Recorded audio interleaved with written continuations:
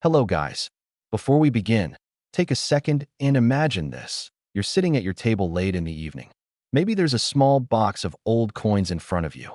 Maybe they've been sitting there for years, passed down quietly, forgotten, overlooked. You pick one up, just out of curiosity. It looks ordinary, worn, a little dirty, maybe even damaged from water or time. And yet, what if that very coin in your hand wasn't ordinary at all? What if it carried a hidden story, a silent history, and a value so unexpected that it could change the way you see every coin forever? Tonight, we're stepping into that world together. A world where overlooked dimes, small, humble pieces of metal, hold secrets that most people never notice. And the first story begins in a year that quietly changed American coinage forever. Now, if you lived through the 1960s, you already know it was a time of transformation. The world felt like it was moving faster. Technology was advancing. Culture was shifting. And in the background, something subtle but incredibly important was happening in the world of money itself. Coins were changing. Just a year earlier, in 1965, the United States made a decision that would ripple through history. Silver, real, tangible silver, was removed from circulating dimes and quarters. Rising silver prices had made it too valuable to keep in everyday coins. So the government transitioned to a new composition: clad coinage, layers of copper and nickel replacing what had once been precious metal. And in 1966, that transition was still fresh, still new, still misunderstood by the public. People didn't fully trust these new coins yet. Some held on to their older silver pieces, quietly pulling them out of circulation. Others barely noticed the change at all. But collectors, those who paid attention, knew something unusual was happening. Because moments of change often create moments of rarity. Now picture the 1966 Roosevelt dime in your hand. At a first glance, it doesn't look like much. The surface might be dull. Maybe there are water stains, patches of discoloration, or signs that it's been through years of rough handling. Perhaps it sat in a drawer, or even somewhere damp, slowly picking up marks that most people would see as damage. But here's where things start to get interesting. Because not all damage tells the same story. Sometimes, what looks like wear is actually evidence of something much more rare. That let's slow down for a moment and really look at this coin, not just as an object, but as a piece of history. On the front, you see the familiar profile of Franklin D. Roosevelt. Strong, calm, facing left. This design had been introduced back in 1946, shortly after Roosevelt's passing. It wasn't just a portrait, it was a tribute. A recognition of leadership during one of the most difficult times in American history. But by 1966, that image had already been in use for 2 decades. It was familiar, comfortable, almost invisible to the average person. And that's exactly why rare details can go unnoticed. Look closely at the lettering. The word liberty, the date, the motto "I in God we trust." On a typical coin, these elements are sharp, balanced, evenly struck. But in some 1966 dimes, something unusual happened during production. The mid-1960s were a period of intense demand for coins. Mints were under pressure to produce large quantities quickly. Quality control, while still present, wasn't always as precise as collectors might hope. Dies wore out faster. Machines were pushed harder. And sometimes small inconsistencies slipped through. Most people, these inconsistencies look like flaws. Collectors, they can mean everything. Now let's talk about that dirty and damaged appearance again. Watermarks, for example, are often dismissed immediately. People assume they reduce value, and in many cases, they do. But under certain conditions, those marks can actually highlight underlying features of the coin, features that might otherwise go unnoticed: subtle doubling in the lettering, slight shifts in alignment, unique toning patterns that developed over time. These aren't things you see in a brand new coin. They're things that reveal themselves slowly, quietly, over decades. And when the right combination appears on the right coin, that's when the ordinary starts to become extraordinary. If there's a story that circulates among collectors, one of those stories that sounds almost too unlikely to be true, and yet keeps appearing in different forms over the years. That a man in his late 50s, sorting through a jar of coins he'd kept since his youth. Nothing special, just spare change collected over time. He wasn't even looking for anything valuable. It was more about nostalgia, memories. But as he went through the coins, One dime caught his attention that it looked worse than the others, darker, slightly stained. Not something you'd expect to stand out, but something about it felt different. Maybe it was the way the light hit the surface. Maybe it was just instinct. So he set it aside.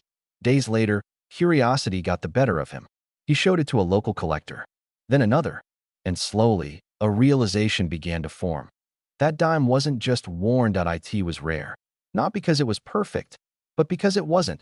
Because hidden within its imperfections were characteristics that only appeared in a very small number of coins from that year. Characteristics tied to production quirks, die conditions, and the unique circumstances of 1966 minting. Now, let's be clear about something important. Not every 1966 dime with marks or damage is valuable. In fact, most aren't. The majority are exactly what they appear to be, circulated coins with little collector interest. But every now and then, one shows up that tells a different story. And the challenge, the thrill, is knowing how to recognize the difference. Collectors who specialize in Roosevelt dimes often talk about the eye. Not eyesight, but awareness. The ability to look beyond the obvious. To notice patterns, textures, tiny details that others overlook. They'll tell you that the 1966 dime is one of those coins where patience pays off, because the rare ones don't announce themselves. They whisper. You might see slightly unusual spacing in the lettering, a faint doubling effect that only appears under certain angles, or a surface pattern that doesn't match typical wear. These are the clues.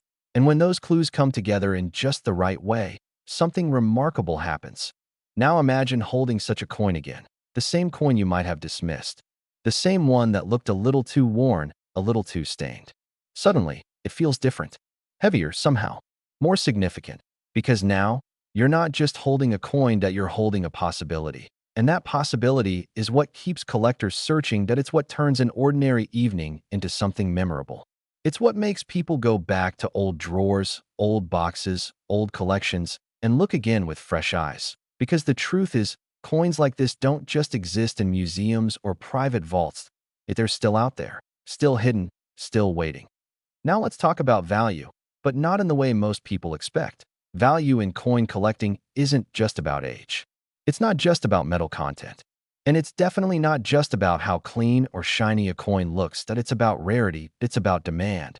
And most importantly, it's about story. A 1966 Roosevelt dime with common wear might be worth exactly what you'd expect.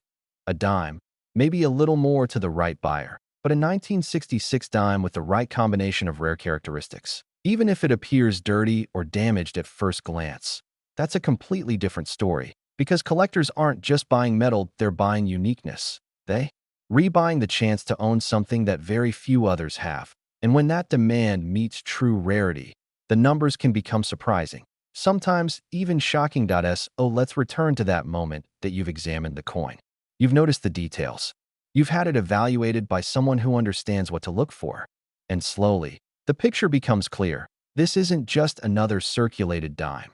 This is one of the rare ones. And when coins like this appear in the collector market, when they're authenticated, recognized, and truly understood, their value reflects that rarity. For the 1966 Roosevelt dime, with these exceptional, uncommon characteristics, the value can reach as high as $86,000. Take a second to let that sink in. A coin that most people would overlook. A coin that might sit unnoticed in a jar or drawer. A coin that doesn't look perfect, doesn't look special at all to the untrained eye. And yet, under the right conditions, in the right context, with the right features, it becomes something extraordinary. And that's the real story here.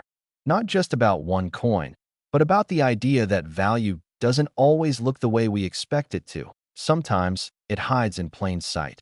Sometimes it wears the disguise of something ordinary or even damaged. And sometimes it waits patiently for someone curious. Enough to take a closer look. So before you move on, before you forget about this, think about where your own coins are right now. Think about the ones you haven't looked at in years, because the next chapter of this story takes that idea even further, and what happens next might surprise you even more. Perfect. Let's step into the second chapter, where the story takes an even more fascinating turn. This time, we're going back just 1 year earlier, to 1965, but the narrative, the history, and the collector excitement are completely different. And this coin?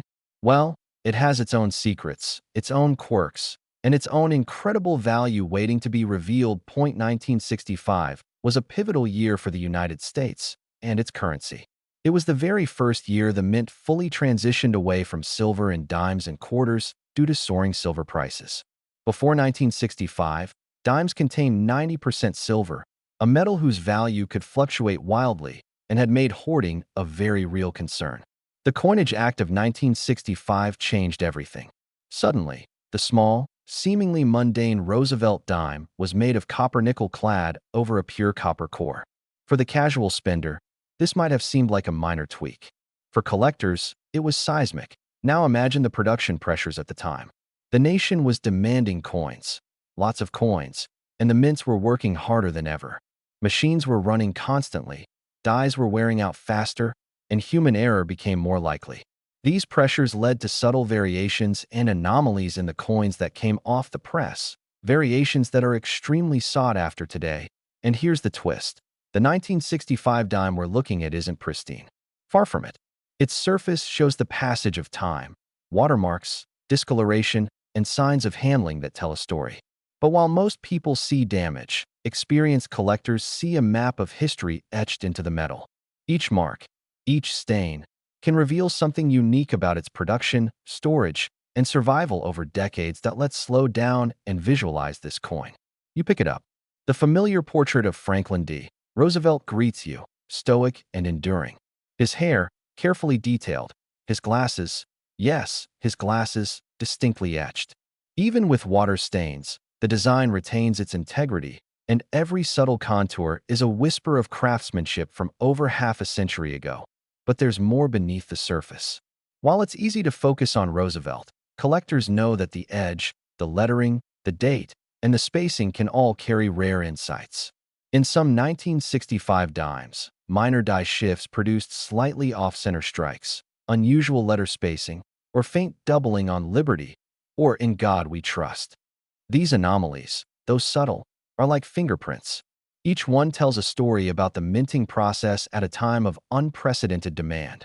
Now, let's take a step back and consider the social context. The United States was undergoing massive changes in 1965. Civil rights movements were at their peak, the space race was accelerating, and popular culture was starting to shift into what we now think of as the iconic 1960s. Even coins were not immune to this turbulence. The change in metal composition wasn't just a technical matter. It represented a shift in what society valued and how it viewed currency. Silver, once ubiquitous, became a symbol of scarcity and new economic realities. Collectors often say that 1965 dimes are fascinating because they exist at the crossroads of old and new. They are the first coins entirely without silver, but they carry echoes of the earlier era.